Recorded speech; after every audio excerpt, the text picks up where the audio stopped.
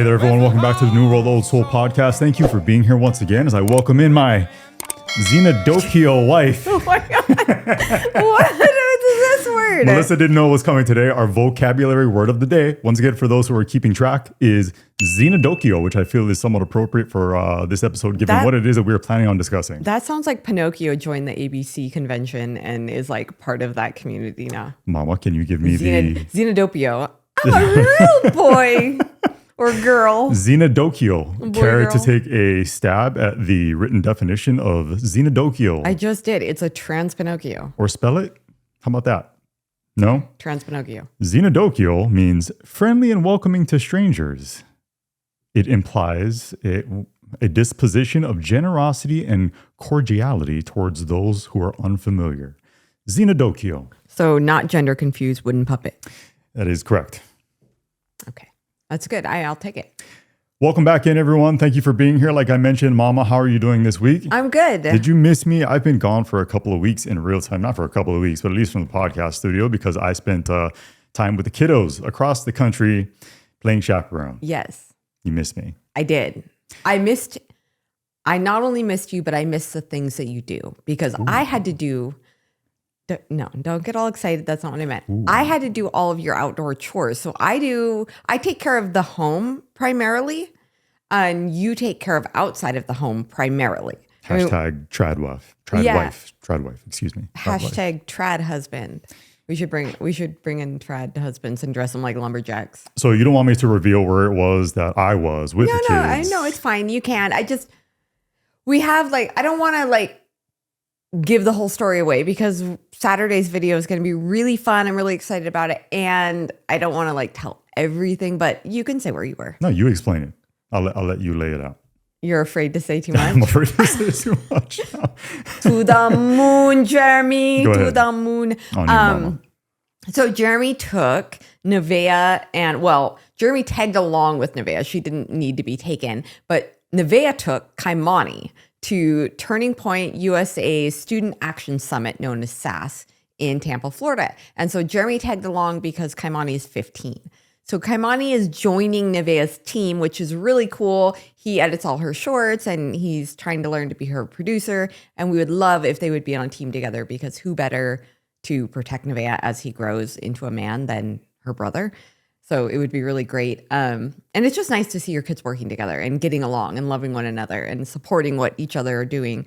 So he couldn't travel alone or with an 18-year-old girl that keeps almost being trafficked. So we thought it would be a good idea, not only for Nevaeh going all the way to Florida, but also for our 15-year-old if good old dad tagged along, even if in the background. So Turning Point USA, this is Charlie Kirk's organization. For those of you who are maybe unfamiliar, huge success. It's amazing what he's actually built this organization up into.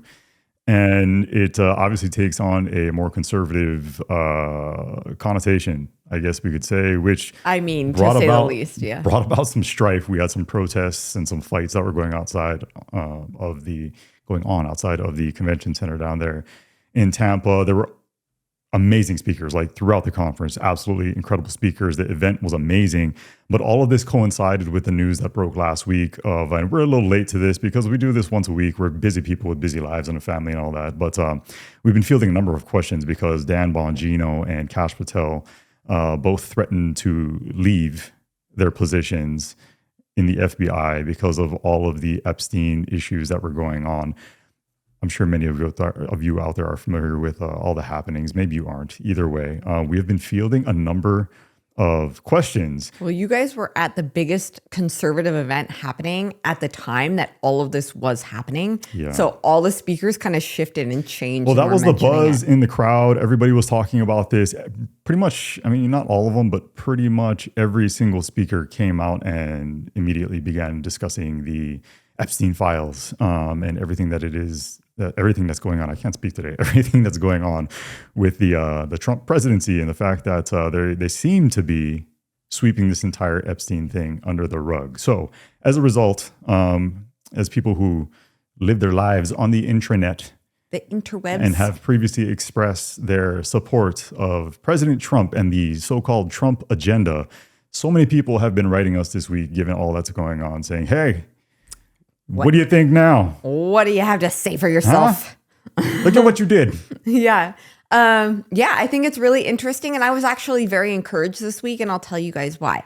I was encouraged this week because I saw so many people on the right, like big figures on the right, big podcasters, like the top Republican podcasters, saying this is not okay and we're not going to pretend this isn't happening and we're super disappointed. And to me, that was really encouraging to watch people that rallied behind somebody say this was never about the man. It was about what the man said he was going to do. Yeah.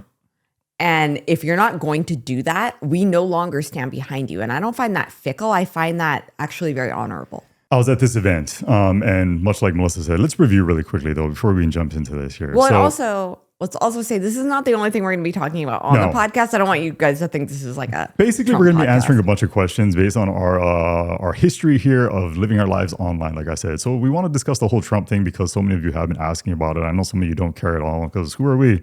Just a couple of dodo birds with our own opinions and thoughts on things. But also we've joked for a long period of time about having Chip and Joanna Gaines here on the podcast. It's kind of a dream guest for Melissa.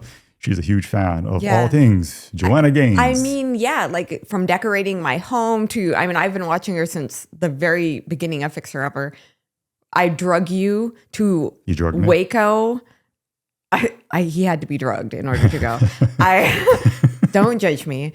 They have that bakery. And so I drug you on our Texas trip. I mean, we spent like an entire day on like the hottest day doing Magnolia. Like it's I'm a turbo fan of the Gaines, and I loved a lot of what they represented, but then I started getting a lot of questions of what have you to say for yourself now? So they got themselves into a bit of a crap storm this week as well with an upcoming show that they're responsible for like producing. Is that right?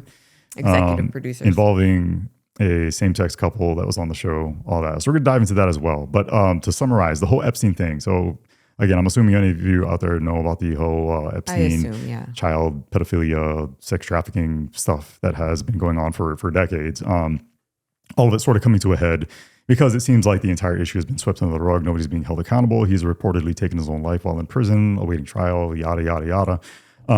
Trump takes office, makes all these promises about releasing any and all information that they have pertaining to the case. You are speaking so fast right now. I'm summarizing. Okay, micro machine action. Pam Bondi, his AG, has released heavily redacted information that nobody was really satisfied with. Like I said, Bongino and Kash Patel threatened to leave. As a result, things have temporarily seemingly been squashed for the time being. And then earlier this week, Trump is lashing out via Twitter, X, and also Truth Social, his own social media platform there, with some pretty harsh words for his past supporters, which I guess we would qualify as, right? So without any further ado, let's jump in. How do you want to begin this? Shall I read that post? Yeah, first? let's get into how meany he was being. Again, I'm assuming many of you are familiar with this at this point, but regardless, let's read through it. Well, the very first thing that happened was that they showed him on TV when he was like, why does everyone keep asking about this guy? Like this was years. Obviously I'm misquoting him, but he was saying like basically this was years ago and why does anyone still care? And we're doing all these great things. Recognize me for all these great things that I'm doing and stop bringing this up. So that's how it started. And people went, whoa. Wait a second, what? Yeah. Okay, so his post. The radical left Democrats have hit pay dirt again, just like the fake bolded and fully discredited Steele dossier, the lying 51 intelligence, in quotes, agents, the laptop from hell, Hunter Biden's laptop, which the Dems swore had come from Russia. No, it came from Hunter Biden's bathroom, and even the Russia scam itself. A totally fake and made up story used in order to hide crooked Hillary Clinton's big loss in the 2016 election. These scams and hoaxes are all the Democrats are good at. It's all they have. They're no good at governing, no good at policy, and no good at picking winning candidates. Also, unlike Republicans, they stick together like glue. Their new scam, bolded once again, is that we will forever call the Jeffrey Epstein hoax. And my past supporters have, my past supporters have bought into this BS. I was trying to think of a way of masking BS. Hook, line, and sinker. They haven't learned their lesson and probably never will, even after being conned by the lunatic left for 8 long years. I have had more success in 6 months than perhaps any president in our country's history. And all these people want to talk about with strong prodding by the fake news and the success-starved Dems is the Jeffrey Epstein hoax. Let these weaklings continue forward and do the Democrats' work. Don't even think about talking of our incredible and unprecedented success because I don't want their support anymore. Thank you for your attention to this matter and make America great again. Oh, the midterms are coming up. You should probably want some support. Very, very heavy-handed. What was your initial reaction upon hearing of this? Okay, so my initial reaction actually went back to, remember when right after they bombed Iran. And the Iran. Iran. He kind of lashed out in that question when they asked him about it, and he was mad that Israel and Iran were not taking the ceasefire seriously, like because he negotiated this, and then they were like, and they just like kept doing it, you know. And he got mad, and he said the F word on live television. They don't know what the F they're doing. I went, okay, Trump's kind of losing his not that his composure. Like he was losing his composure. And when somebody starts swearing on live television or like swearing in, social media posts and stuff like that, I feel like something's going on where I think what's happening with Trump is that he thinks he's doing really big, exciting, great things. Yes. And he wants recognition and he wants to be praised, and he doesn't feel like he's receiving that. And he wanted credit for the ceasefire. And then when he felt like these 2 world leaders were not taking him seriously, he lashed out at them. Like, I feel like he's losing a little bit of self-control. Like, he's being very explosive right now. So when I saw that, I literally went to him saying the F word about like Israel. And then I thought of this, and I'm like, okay, what's going on in your head right now? Like, you're losing your cool, dude. You need to take a breath and stop being so reactive. Maybe it was just the timing of it. I almost felt like this came about as a direct result of the Student Action Summit because, like I said, pretty much every single speaker there was speaking to the Epstein files, and they were being extremely critical to their credit. And it was all televised. And to the credit of the crowd. Everybody there was being extremely critical of Trump. I mean, we're talking about people who had like MAGA gear on and like 47 hats and people who are very supportive of Trump and the things that he has managed to get done during the however many months it's been, the tenure of his presidency thus far. 7 days. Whatever. Like but my initial reaction was, hold on a second, brother. Let's pump the brakes. You are not immune from criticism, especially from your own supporters, people who have really put, a lot their businesses, their livelihoods, their friendships, in some cases, their families on the line. This has been a very common take amongst many of the, political pundits, which we are not. This is just us blabbing away here. But yeah, I was like, dude, you're not immune from criticism. And when you're messing up, you should maybe take that into consideration. The fact that even the people who have been loyal to you thus far are like, dude, what are you talking about? No. What are you doing? And I think it was a huge misstep because you are not to be worshipped. You are not to be blindly followed. You should expect that level of accountability, especially from those who have historically supported you. I do not agree with him. I think this entire Epstein situation has been incredibly, incredibly mishandled by himself. Pam Bondi, all of that falls on him as the lead executive here in our country, as the president of our country. But I think she ultimately goes down, though. I mean, there needs to be... he's coming out and supporting her. Yeah, again, keep in mind that by the time you guys see this, there will be additional new stuff that has transpired. We're recording this on Sunday, the 20th. So I was very slightly shocked. I shouldn't even say shocked. I mean, I was very proud of all of the speakers at the event for handling this accordingly. In my view, I was very happy and proud of all of the audience members who, along with me, were like, no, this isn't okay. This is unacceptable. And I thought it was a huge just fumble on Trump's part to be like, hey, here's what I would like you to do as my followers. If you aren't with that, then I guess you're on the outs. Like, again, brother, nobody here is following you blindly.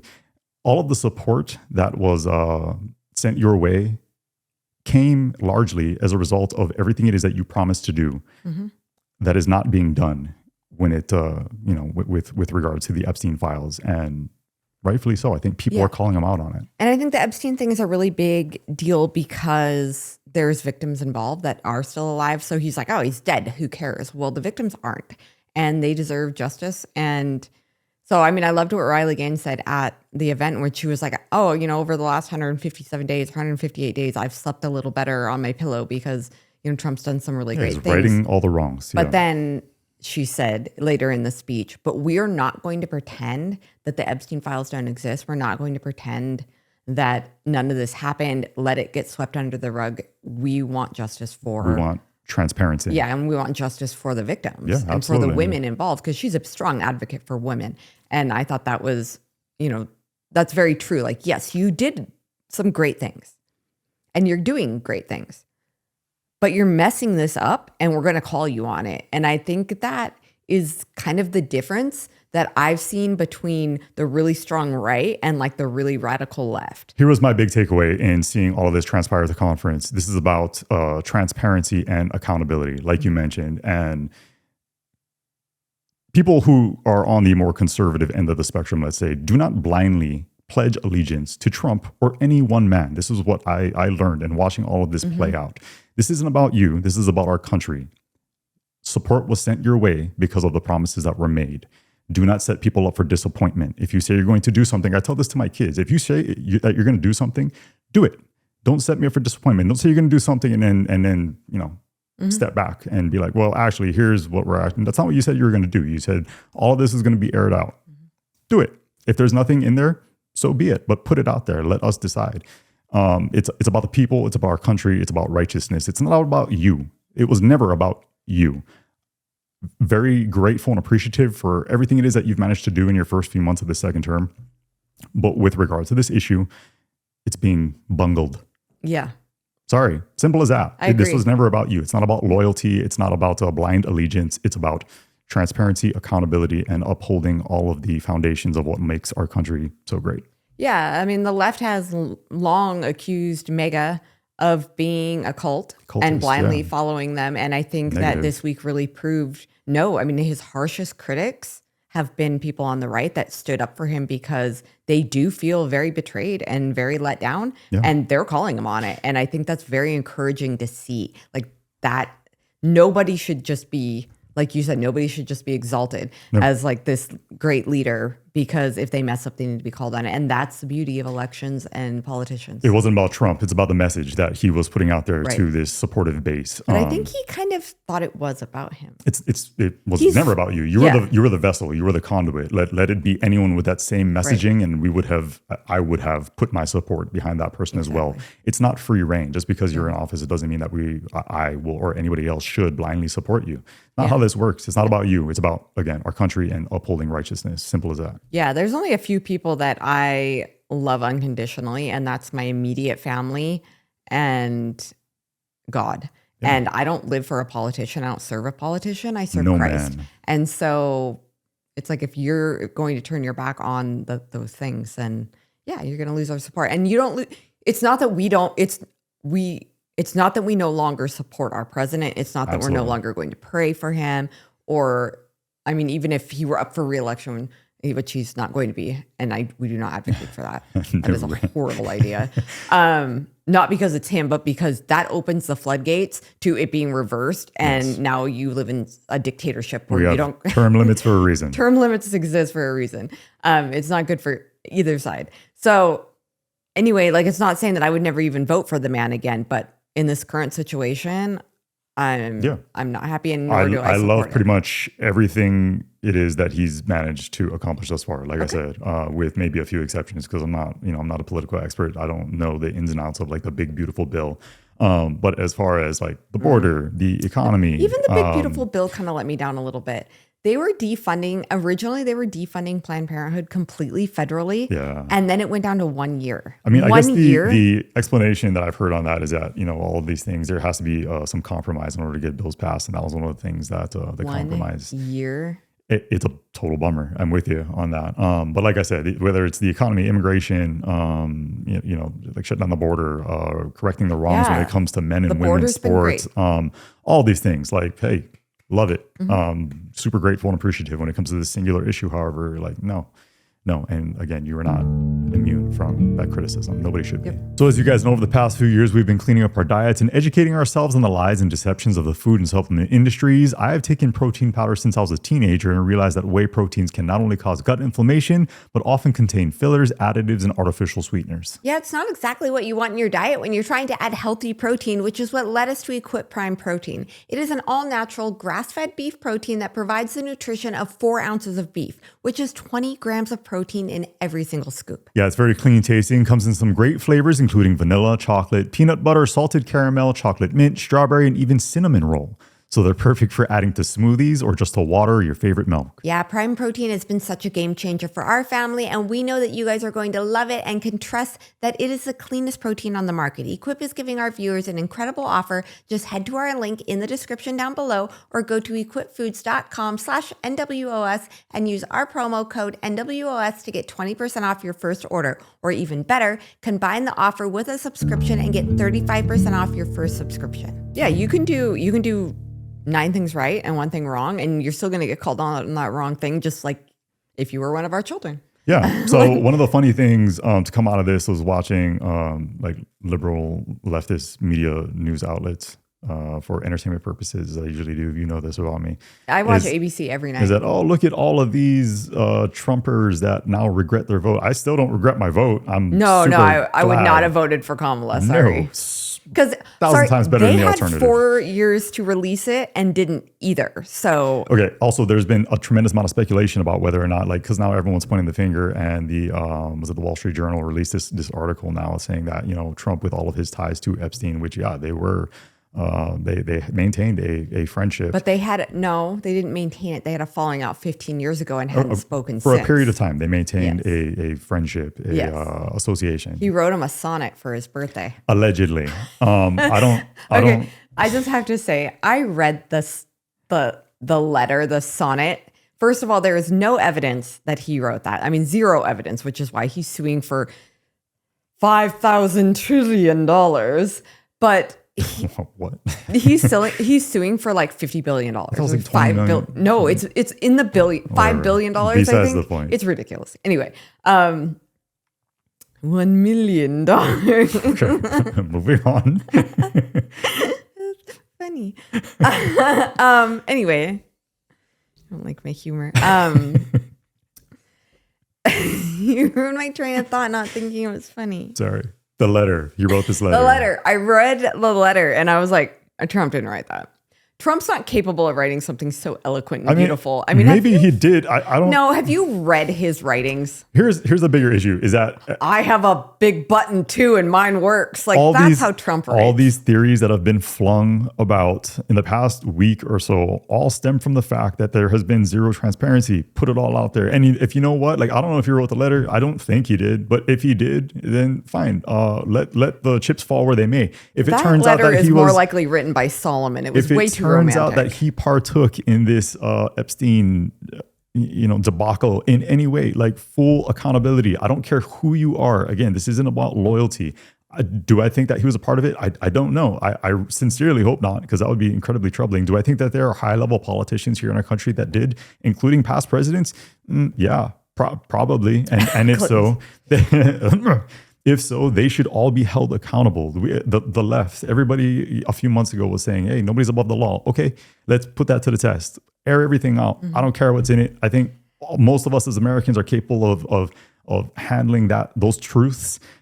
Will we ever get it? I highly, highly doubt it. I don't think we ever will. And if Trump was a part of it, then why wasn't any of that released during the previous administration, who had access to all this information? I mean, so many like speculative theories. I'm sick of it. I just want the information put out, like so many Americans do. And let's deal with it. Let's hold those who need to be held accountable, and let's move on with the Trump agenda, if you want to call it that. Yeah. Exactly. That's like, nobody knows. It's all speculation. I would say if they had any evidence against him, they would have aired it before the election. They threw everything at him Makes that sense. they could Yeah. to try to prevent him from being elected. That would have prevented him from being elected, and they didn't do it. What do you make of some of the other theories? Because this is all the talk at the conference about whether or not he was like an intelligence agent. And that's the reason maybe that so much of this is being withheld. I mean, you're talking about the most prominent, powerful people in the world, whether it be like British royalty, politicians here in our country, the rich and powerful, Bill Gates, and others who have a lot to lose. I've heard theories about maybe he is under some kind of threat because people seem to be disappearing with regard to this case. Like I said, we're filming this on Sunday. More information and details will be released this week. I'm assuming. Hopefully those bear some fruit. But there's so many theories. Yeah, whatever happened quickly, and he shifted his gears really fast. Total 180. And Total everybody 180 else. And very aggressive. Like, shut up about it. Leave it alone. It's not like, it was aggressive. Looks, it doesn't come across well. That doesn't translate well. If it was just like, we don't have anything, there's truly nothing, you wouldn't be so aggressive So about the theories, he is under duress with threats of some kind. You buy into that? Possibly. He has a lot of kids and stuff. It's possible. This would be so transformative to put out there that it would be detrimental to our country. Do you believe that? Because I do not. I think it'd be just fine. No, I think anyone could go down. It is revealed that Epstein was an agent for whether it be MI6, Mossad, with the Israel's high ends and everything else that's going on right now, the CIA, what have you. You buy into that at all? When it is explained to me, yes, it could be that the Israeli government was blackmailing in exchange for money or weapons. I've just seen some odd behavior would make the argument by the government. Also, with like, we were in the middle of negotiating with Iran, and Israel just went ahead and bombed them anyway. And then like we had to finish. Potential blackmail type situation. And then we like negotiate a ceasefire over there. And then, I mean, there was just the only Christian church on the West Bank bombed. That was bad. I mean, if it turns out that that's true, the only way to combat any attempt at blackmail would be, again, to just put like all the chips out on the table, reveal everything. But then it's like, well, we can't afford to make Israel look bad because it would destabilize the Middle East and it could lead to World War III. So therefore, we're not going to do it. So maybe something like that, like total destabilization of the Middle East. I think, again, my big takeaway is just that people are frustrated regardless of where it is that they fall on the political spectrum. We want transparency, and we want to know who the hell's in charge here. Like, who are the powers? We want to see it. Who are the powers that be? We have elected officials who are supposed to be, these figureheads who are Release the binders full of women. Who are making this. You're going back for that one. I know, different binders. Who is it that is in control here? Who is it that's running our country? Who is it that's running the world? There's so much at play here, and all of it is just fueling speculation. Nobody knows the God's honest truth. It's terribly frustrating, and I sincerely hope that all this info gets put out. However, I'm highly skeptical that it'll ever see the light of day. I really don't think that's going to happen. I don't know. Maybe it'll unite the people for once. All the people will be united. Release the files. Release the files. No, and then you're always going to have people who are never satisfied as well. I don't know. I'm not somebody who trusts the government, and I don't care who's in charge. I don't care if it's Trump. I don't trust. If you're associated with government at any level, I don't trust you. Human nature being what it is. Sure. All right. So hopefully that answers everyone's questions on how do we feel now. In a nutshell. Clearly. In a crazy, ranty nutshell. Long story short, we don't agree. We could have just said that. Yeah. Saved y'all some time. All right. So let's move on to something juicier. Okay. You fill me in on this. We're not people like, we're not, I'm not somebody who likes gossip and tea, so to speak. You more so than me with your evil grin. I like some tea on a front porch. All right, brief me on this whole thing with I need some iced tea Chip for and this Joe. one. Chip and Joe, what's going on? So now I realize in making this public statement that I am closing the door to ever having my dream guest. Ever even consider, not that she ever was. We giving up on that? I think I'm pretty much burning that boat right now. In what I'm about to say. Our light went out. The light no longer shines on me. 1 second. Let me fix that. We'll be right back. And we're back. Sorry about that. Extremely professional. We're just two people who do a podcast at the back of a shop. Anyway, burning With the bridges lights. with Chip and Joanna Gaines. What's going on? Okay, let's burn them. So, I've gotten a lot of questions about what do you think now, because it's been kind of an ongoing like joke and theme that I love Joanna Gaines, and I do. I mean, I still love them as people, but I really disagree with their handling of the situation. So What is it, before we even jump into this, what is it specifically? Lay it out. What is it that you admire about them in their life? I mean, she's kind of at the same place in life as me. They have 5 children. They actually had a 5th child in her 40s. True. That's true of a lot of people. What specifically when it comes to them? They came out at the time that they came out during like reality TV and all the TLC, John and Kate plus 8 and the Duggars and all this stuff that had like some drama behind their families. And they were just like this all-American family. They were outspoken Christians. They were a nice example of a mom and a dad and really well-behaved kids. And they had a garden and they had beautiful animals. And she had great style. She was just so put together. She had a big ponytail. So you're a fan. I was just a fangirl. Like, I just thought like, you know, they portrayed something really beautiful. And I know that a lot of it is a portrayal, but they really did seem like an all-American nice family. And they have previously, correct me if I'm wrong, professed a Christian faith foundation for themselves and their family, correct? They were outspoken Christians, and they even left the television network to start Magnolia because they said that they were being asked to do things that they didn't agree with or that didn't line up with their faith. Okay, respect it. So, yeah, it was like, man, they like left this huge network and TLC to profess their faith. And I just thought that was really respectful. But then I started seeing holes in the story, I guess. So like the first one was in 2023 during Pride Week when they have this massive partnership with Target. Right. Like Hand and Heart and Hannah. I don't know. Sure. It's like the knockoff of Magnolia, but I mean it is her line, but everything's like kind of like it, but not quite as high quality as what she would sell at Magnolia or through the website. So you can get Joanna's style at like 50% off through Target, basically. Hand and Hearth. Yeah. Hearth and hand. No, stop it.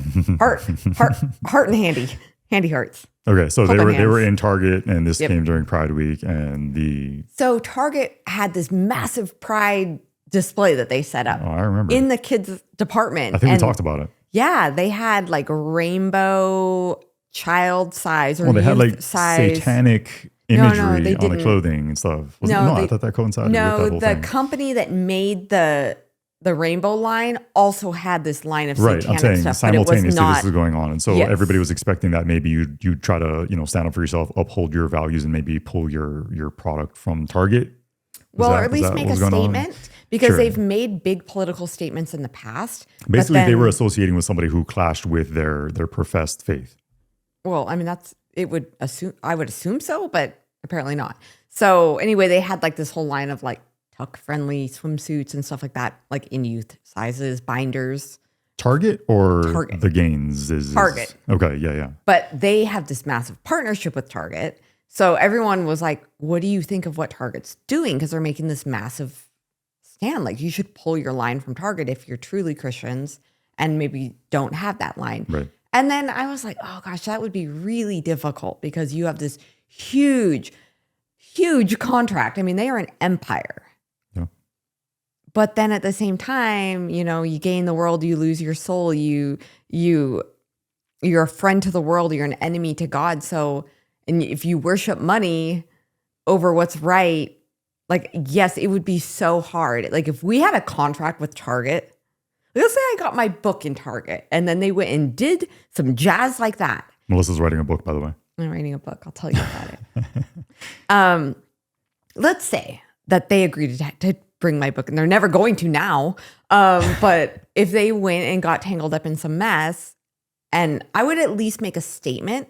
And then if Target chose to no longer carry my book, but I feel like it would be very important for me to say, this was like, I was not behind this decision. I don't agree with this decision. Okay. Like, she didn't need to pull her line, in my opinion, from Target, but she should have at least made a statement. Okay, so that was the past controversy. Yeah. Now they're producing this show in association with, like, is it like Cinemax or HBO or something HBO. like that? Okay. This is the second time that they've partnered with HBO, so they are by no means a stranger to working with HBO. And HBO is very, very progressive. they know that. So I already find the partnership kind of odd, but I can imagine that HBO has big, giant checkbook. For sure. And so that would be very attractive. They are executive producers to the show called Back to the Frontier. Okay. So the show is called Back to the Frontier. The first season is featuring 3 families. And the whole premise of the show is these 3 families give up all electronics, all modern amenities. They live like us. No, not at all. Not, as you get on your MacBook, Well, in the they beginning. live like us. They live how we lived when we first came out here. Jeremy's going to churn the butter when Hey, we're done we with used to this have to drive a podcast. half an hour to access the internet. You remember that? When we Yes. first got here to North Idaho, we were literally driving a half an hour to the laundromat Yes. to do some laundry We because our had laundry was done out in the raw, field. untreated water. We had no power. We had a bucket for a bathroom actually for 2.5 years. So yes, we kind of lived what they're doing. So anyway, they have to go live like pioneers. Okay. They are featuring prominently a gay couple with their 2 sons who they essentially purchased via surrogacy. Yeah. And the reason I use purchased is because it's 2 men that had to buy eggs. They call them egg donors, but you're not donating your eggs if you're selling your DNA. You are selling your eggs as a commodity. You are selling your children as a commodity for money to couples who don't have eggs. And then you're then having that egg, and each one of them had a child. So they're twin boys, but they're not actually related. Right. So you guys know I've been raving about my new favorite one-stop shop. Really, it's the only place that I've actually been shopping, which is Huckberry. And right now they're in the middle of their annual summer sale. So it's the perfect time to go check out their site. Yeah, that huge sale is literally happening right now, but hurry because it only runs through midnight Pacific time on July 29th, and you do not want to miss it because Huckberry literally has the best high quality pieces that fit every single occasion, and their men's clothing is not only stylish, but it's comfortable and actually made to last. And maybe the best part about Huckberry is they truly are a complete one-stop shop for the coolest and highest quality brands for clothing, footwear, and gear, and they ship directly to me. After years of me wearing the same old clothes and shoes, they have completely rescued my closet. Yes, I really do appreciate how stylish Huckberry's in-house and third-party brands are because now he has clothing that he can actually work in, but also go out to dinner in or wear on a podcast or to an event like he recently did. Literally the entire time Jeremy was in Florida, he was decked out head to toe in Huckberry gear. Yes, Mama, that's so true. That's because Huckberry offers a lot of my favorite brands like Flint and Tinder, Willis, and Wellen. And I will admit that I do feel a lot better about walking into these events in clothing that I'm comfortable in and actually fits my style. So if you or the men in your life are anything like Jeremy and they appreciate practical, stylish, quality, manly clothing and footwear that they can actually wear for years to come, definitely go check out Huckberry and their annual summer sale happening right now by clicking the link down below. Yes, so Joe and Jason have previously been in the news when their sons were born 10 years ago because with the current laws or with the past laws in Texas, they were not legally allowed to be married at the time. Mm-hmm. They are now legally married and they're both considered dads to both boys. Yeah. But at the time, they each had to put their name on the birth certificate of their biological son because one belongs to Joe, right. One belongs to the other one. And then the surrogate was listed as the birth mother, not the egg donors. Okay. Now that's been changed because they petitioned for this. So now both dads are on there. They have legal rights to the boys and everything like that.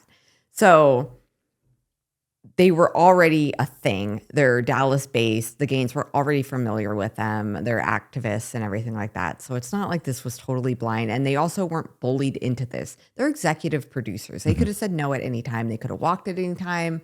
They chose not to. Well, you told me that there was information that was put out that basically they set this criteria for casting, and that for that reason they wanted a same-sex couple in the show, Yes. and they selected these guys to Yes. fill that, to check that box. For the sake, so they went on a podcast, the 2 men went on a podcast and said that they saw a flyer for tryouts for the show or auditions for the show, and it featured a same-sex couple. Yeah. And they went, okay, cool. We want to do this because their wording, not mine. They wanted to normalize same-sex couples Right. and like surrogate children. So the whole goal was to normalize it. And so they wanted to fill this role because they are activists and they were hired for the gig. And so it the flyer proves that the intention by the Gaines and by HBO was to always include a same-sex couple. It's not like they interviewed 50 couples and they went, we just really love these guys. Right. We want to feature them. It was always a plan to do so. Okay, so this obviously does not jive with their professed Christian faith, and that's the reason that they are catching so much poop. Well, I mean, it depends on who you talk to. So if you talk to Chip Gaines, it 100% professes their Christian faith and, like judge not lest you be judged and, love first and love your neighbor as you Love, do acceptance. yourself. Yes. Yeah, Love is okay. love, Yep. all this stuff. Affirmation, validation, all that. Right. Yeah. And they are rightfully being called out by Christians because he is using all of these Bible verses out of context to justify loving and not only loving, but agreeing with all things. You are to love people. You are not to celebrate and love sin. First Corinthians tells us that love, #love is love, does not rejoice in wrongdoings. Love the sinner, hate the sin. Yes. That it rejoices in truth. Okay. And so he's using Bible verses against people. And even Franklin Graham came out and made a statement. And it's not like he gets on X and gets into political stuff or pop culture. I guess I would put this more in the pop culture. So in response to all of the criticisms being sent their way, Chip Gaines on, I don't know if this is Instagram or It was X, I believe. X, writes, talk, ask questions, listen, maybe even learn. Too much to ask of modern American Christian culture. Judge first, understand later /never. It's a sad Sunday when quote unquote non-believers have never been confronted with hate or vitriol until they are introduced to a modern American Christian with a heartbroken emoji. Okay, so the problem I have with his tweet is one, it was very aggressive. Like he is like the viper that Jesus was speaking of, like when he was speaking to the Pharisees and he kept calling them vipers and hypocrites. Very similar in a way to Trump's response. Yeah, very similar. Yeah, it's like when you lashing out. Yeah, you get called out, so you lash out.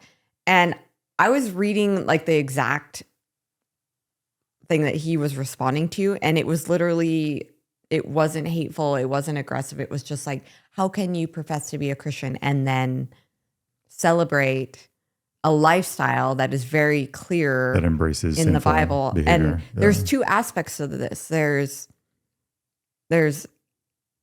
a gay couple that is saying that they are married, and then there is surrogacy also being promoted, which it's not so much surrogacy, it's more IVF that is being promoted and normalized. Right.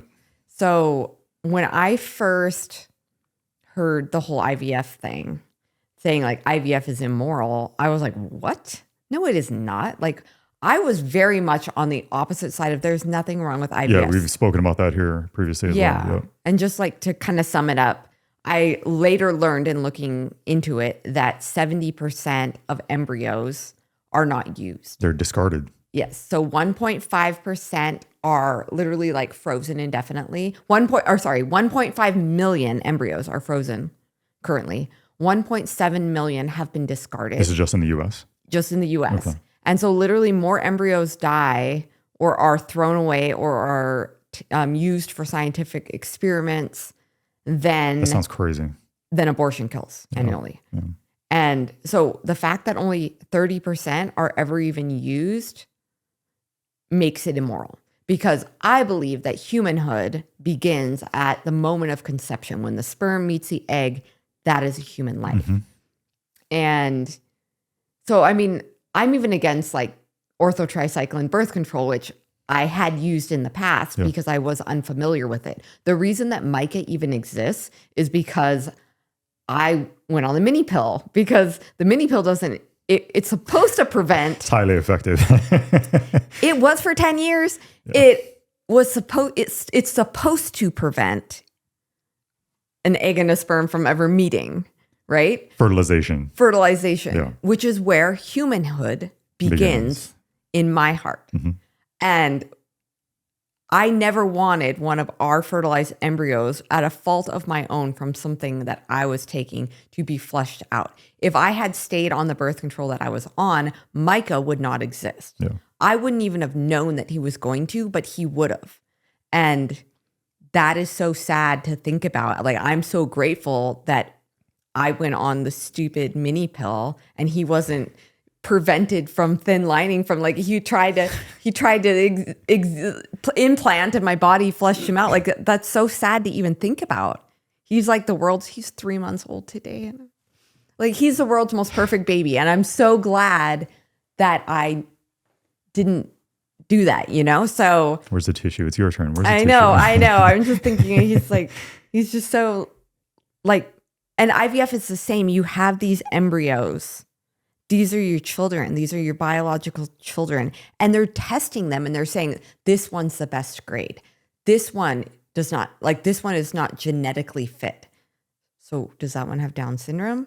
Mm-hmm. So if an embryo has Down syndrome, it's considered not genetically fit and it is thrown away. And we know those are some of the most beautiful lives. And so there's so much wrong. You can pick the gender of your kids. Like these guys picked the gender of their children unless they chose not to. There are couples that say, I don't care the gender. Designer babies.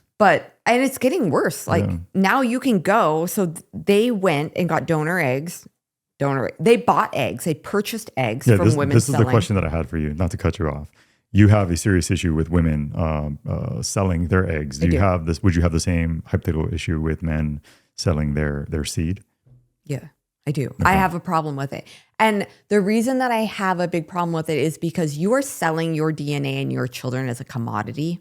And they are not. For clarification's sake, you are supportive of IVF being used properly by like couples that have trouble conceiving. Just for clarification, I believe there is a moral way of doing IVF. Yeah. It is more expensive and it is more risky, but to me, it is the only moral way of. This is how you end up with 7 kids of IVF. In one shot. Yes, you don't have to implant them all at the same time. Yeah, but. Don't harvest 7 eggs if you don't want to risk having 7 children. Okay. Yeah, I'm with you. I just wanted to put that out there before the message was distorted by somebody listening. If you only want to have 2 or 3 children, harvest 2 or 3 eggs. Now, I understand that it's expensive and I understand that a lot of those embryos don't even fertilize. And of the ones that fertilize, only 25% implant. I understand the numbers, but there is no moral argument. If you are pro-life, and you believe that life begins at conception, there is no moral argument to harvesting a bunch of eggs, genetically testing them, saying this is the strongest one, or I want a girl, or I only want 2. Sorry about you other 5 embryos. It's not like picking avocados. Like this one's mushy. Yes, exactly. So I think there is a moral way of doing it. It is harvesting and creating the amount of, and it's not so much harvesting the eggs, it's creating the embryos. Right. Only create the number of embryos that you are willing to implant. And if you are a single woman, I don't believe that you should be allowed to do it. If you are a single man, I do not believe that you should be allowed to do it. If you are a gay couple, I do not believe that you should be allowed to do it. And I know that that's highly controversial. I know that, but hear me out on this. This is forced motherlessness and forced fatherlessness intentionally. You were raised without a mother for the majority of your life. Mm-hmm. Your father could never fulfill the role of mother. No matter how hard he tried, you were raised without a mother. That was not your dad's fault, and that was not your fault because that was you guys didn't make that choice. Just unfortunate circumstance. Yes. There are single moms out there doing their best, but they will never be fathers. Yeah. But they are doing their best at no fault of their own. Their husbands left, they were in abusive situations, or their husbands passed away. We've discussed that as well.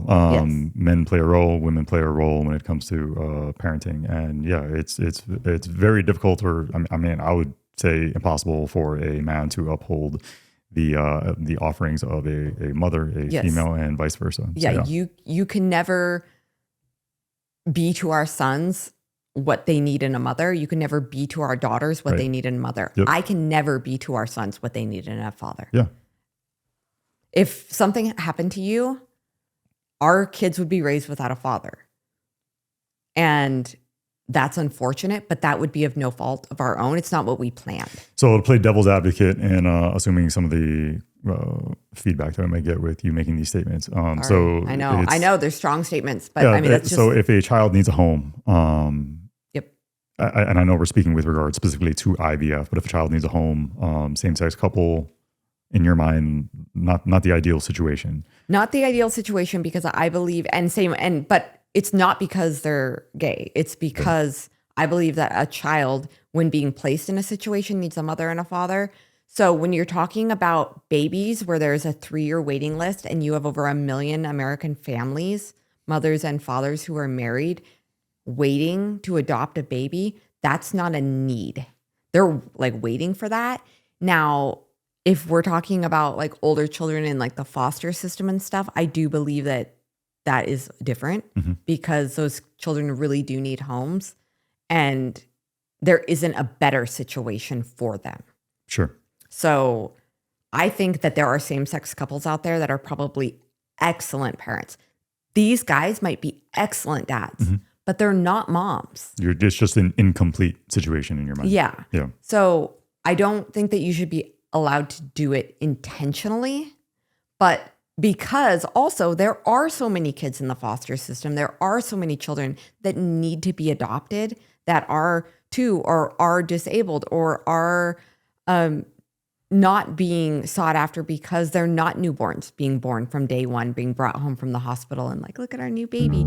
A lot of people who want to adopt want that experience. As parents, we're always looking for movies that we can feel good about watching with our kids, movies that are fun and meaningful. We're so excited to tell you about a new movie that does all that and so much more called Sketch. Sketch is Angel Studios' newest family film, and it's great. Yeah, it's about a little girl who drops her sketchbook into a magical pond and her wild, messy, imaginative drawings come to life. It's fun and beautiful with just a little touch of scary, and that helps kids explore their emotions in a really safe way. What we really love most about Sketch is that it reminds us all, parents and kids, that we all carry really big feelings and that family, love, and creativity can turn even the scariest moments into something healing. That's right. And when you support Angel Studios, you are helping build a future where truth-driven, meaningful films like Sketch can thrive. And you're backing a studio that listens to its audience. People who want movies that reflect our values, stir our imaginations, and bring us together. So when you become a premium Angel Guild member, you get 2 free tickets to watch Sketch in theaters on August 6th and full access to Angel's entire streaming library. So if you want more movies that inspire, uplift, and leave you better than they found you, go to angel.com/NWOS and become a premium Angel Guild member today and get your Sketch tickets. You won't want to miss this one. So again, to play devil's advocate, when it comes to same-sex couples, I want to say I don't know. We came from the Portland area. It's a very, very prevalent thing. I think I asked you this in the last episode. Do you have any kind of a hatred or disdain for same-sex couples? Because that's what will be suggested. No, I don't. Nor do I. And it's not that I don't think that gay men can be great fathers. I think 100% they can. I don't think they can be mothers. Any more than I think a male can be a female or a female can be a man. I think lesbians can be great mothers, excellent mothers. I don't think they can be fathers. And I think that children need a mother and a father, ideally.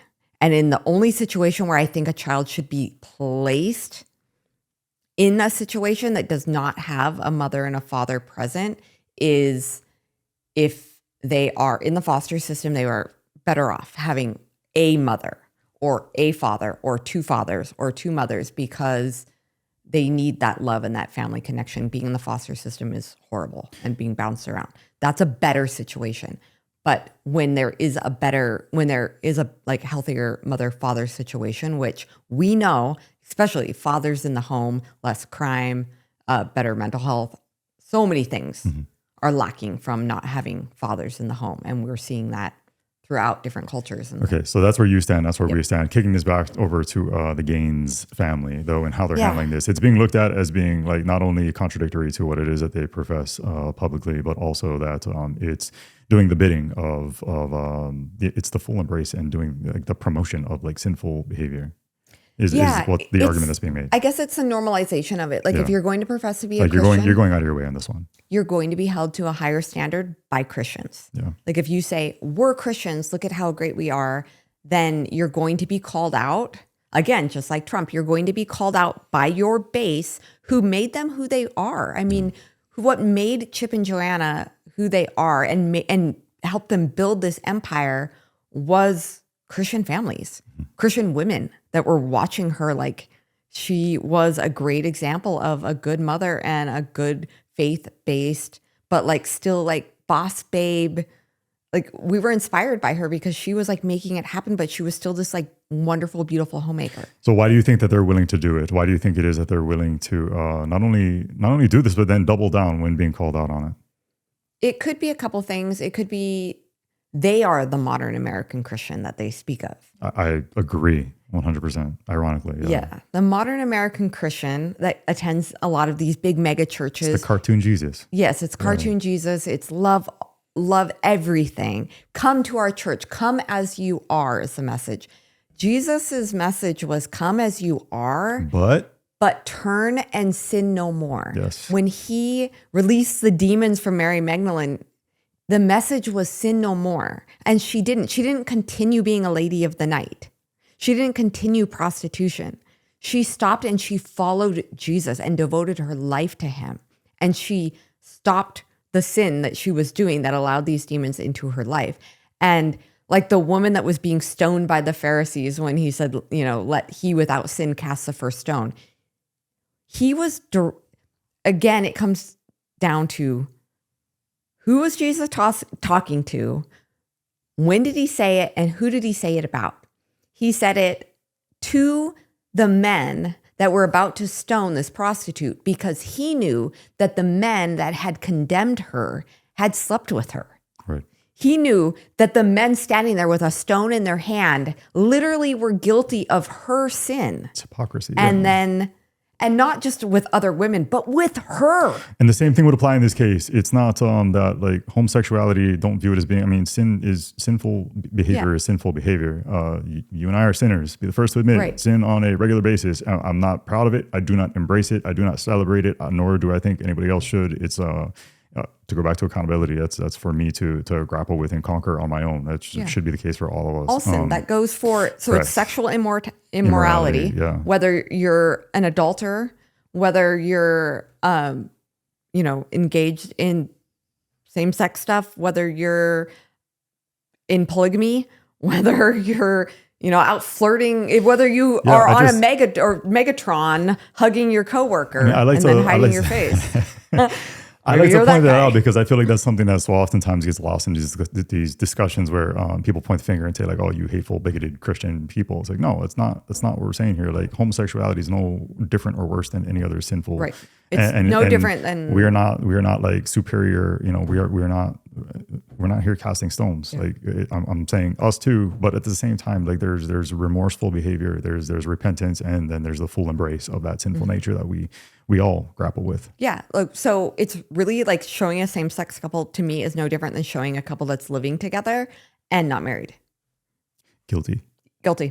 So, but do I think that when we were not married and we were living in an apartment and we had Nevaeh, that we should have been put on Magnolia Network as this wonderful couple? No. I don't, because we weren't living a life that exemplified Christ and what they say they stand for. Yes. So they should never have selected us at that time. We have since repented from that, and we got married and we have a family, and we tried to, we can't go back and fix that and change that, but we can tell our kids, hey, that wasn't the right way to go about it. Yeah. This is what we did, and we made things harder for ourselves, and that was sinful.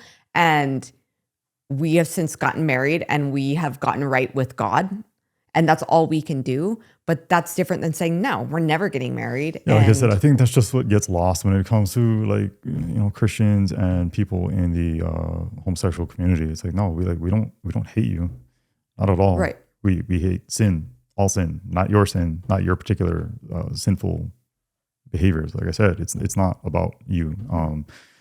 Well, being an alcoholic hurts you too. I don't think that an alcoholic should be put on the show and then exemplified as this amazing this is person okay. either. I don't know. And then, it's always like, you don't love this person. It's like, no, I completely disagree with you. I think when you do love somebody, you hold them accountable. You point out, their self-detrimental behavior. That's true love. True love isn't just going along with whatever it is you want to do. And the same thing would apply to me. Like you said, if I was a raging alcoholic, you shouldn't be like, oh, well, that's okay. Don't worry about it. Don't worry about the fact that you're killing yourself and you're hurting your family in the process. I love you. Well, that's not real love. Or maybe intervention would be love, saying, hey, I care about you. You should maybe devote some time to thinking and trying to do better for yourself, your family. That would be the proper using response. Drugs, overeating, no matter what it is, anything that is detrimental or sinful. Yeah. Not that carbs are sinful. They're not. Hey. I mean, some of them, some of that cake tastes sinful. Gluttony. That's not what I'm Indulgence. saying. But yeah. But yeah, anything. I mean, if you're out there thieving, you're stealing from people, like anything, any sin is sin. Sin is So, sin. so what should the Gaines do from here, you think? Because it doesn't seem like they really I don't think that they're going to come around. I think they're embracing the world. I truly believe they are the modern American Christian. Come as you are, stay as you are. Jesus thinks everything's great. I mean, there's a lot of Christians that are like, Jesus would have been marching in gay parades.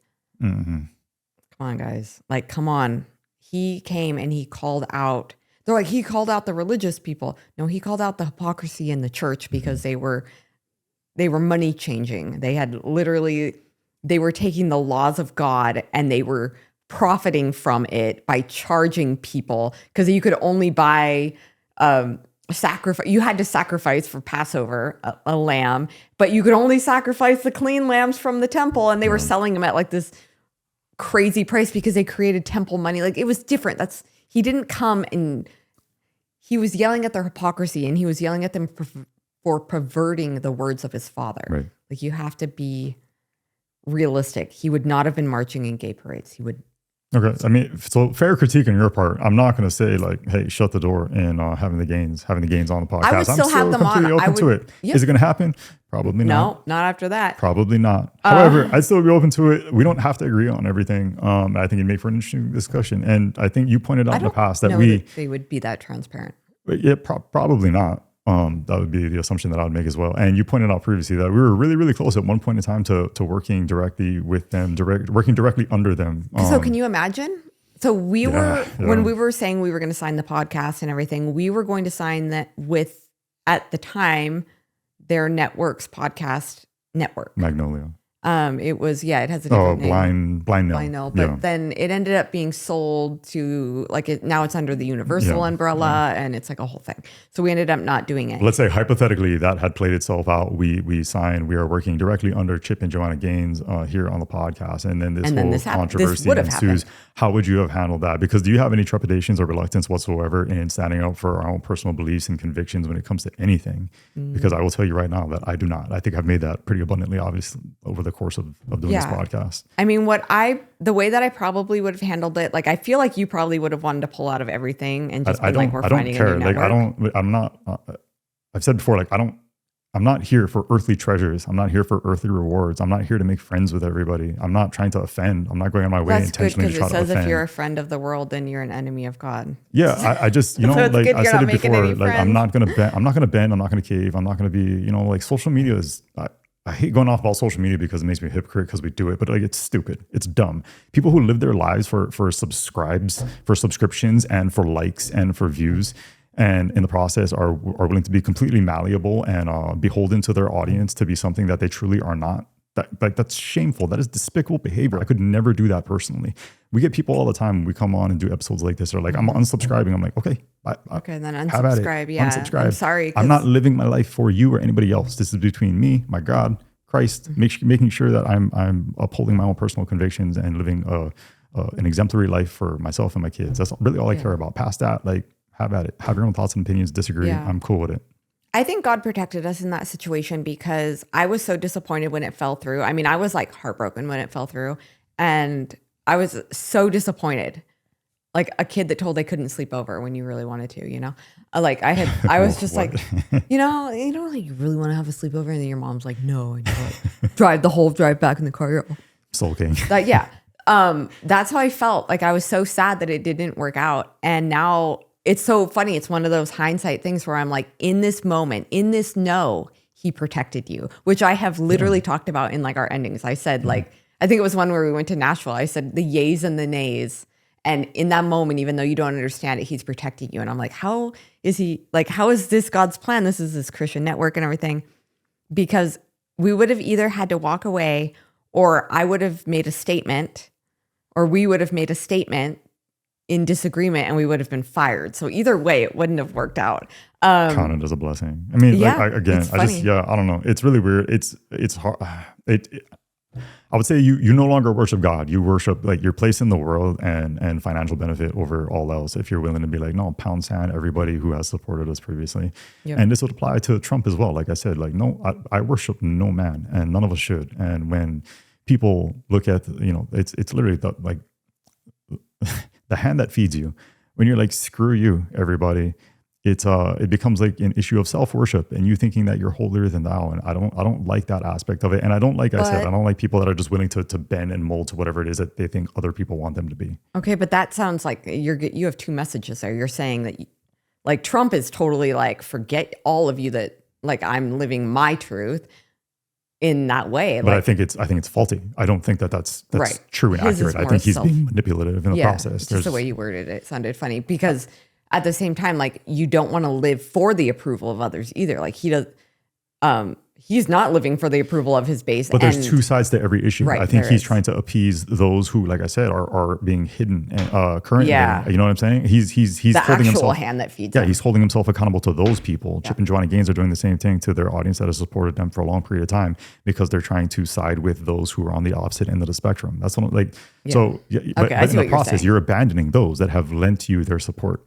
in the past. Yeah. And I don't think that's right. But people could say that we're doing the same thing, because they're like, wait a minute, I've supported you for years, but now you don't care what I have to say. Yeah, but it's not, I'm not trying to be manipulative, and I'm not, there have been no inconsistencies there. This is, who we've been the entire time. Have we been like brutally open and transparent about it always? Like, no, but the way that we've operated on, especially on the Good Simple Living side of things, it just doesn't lend itself to having these more long form discussions. When it comes to like, anybody want to come up and ask me how I feel about a given topic or subject, like, okay, since you asked, like, I'll tell you. But I'm not going to go out of my way.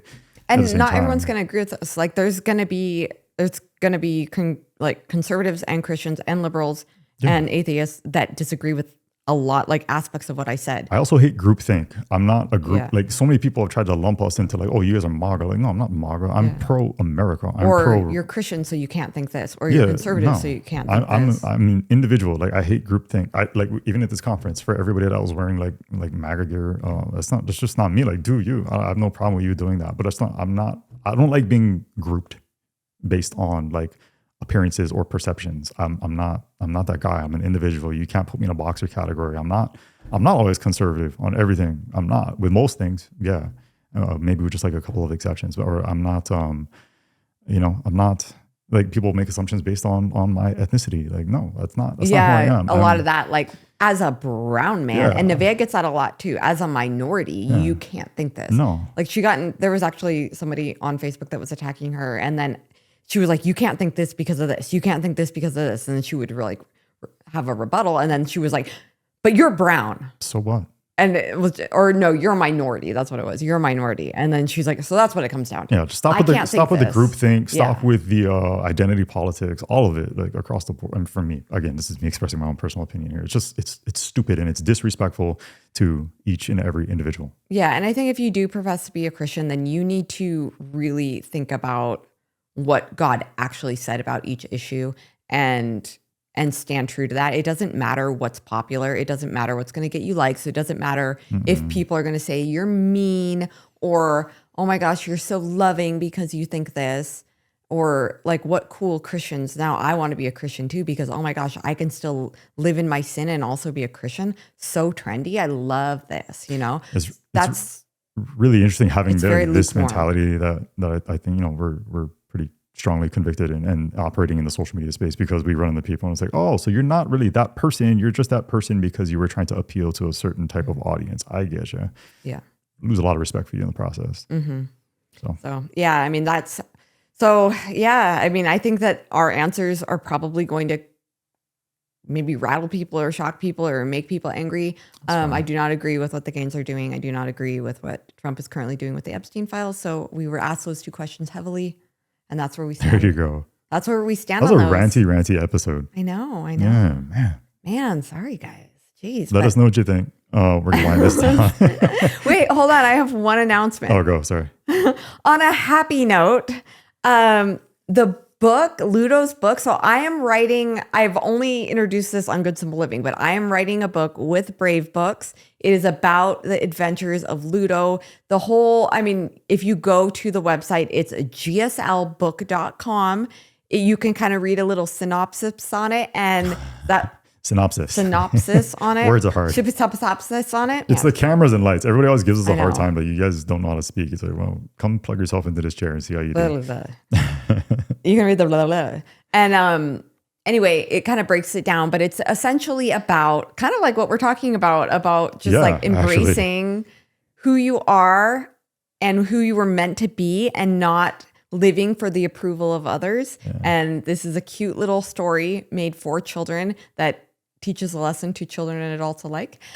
And it's going to be really great. It'll be in your hands for Christmas, but pre-orders are literally open right now. So you can go to gslbook.com and get your pre-order in. The cool thing about the pre-orders is you can write a name that will be printed in the book. So if you're going to be buying for your grandchild or your child or for yourself, your name will be printed in the book and then you can search for it. I think that'd be really fun for kids. I would have liked to search for my name. Super cool. And then it starts right now. Stores right now. So you guys are literally the very first audience. We haven't even announced it on Good Simple Living yet. Pre-orders are open. So go in there, get your pre-orders. We're hoping that they'll be shipping sometime in November.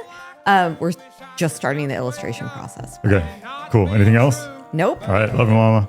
Love you. Bye, guys. We'll see you next week. Living in the new world with an heart.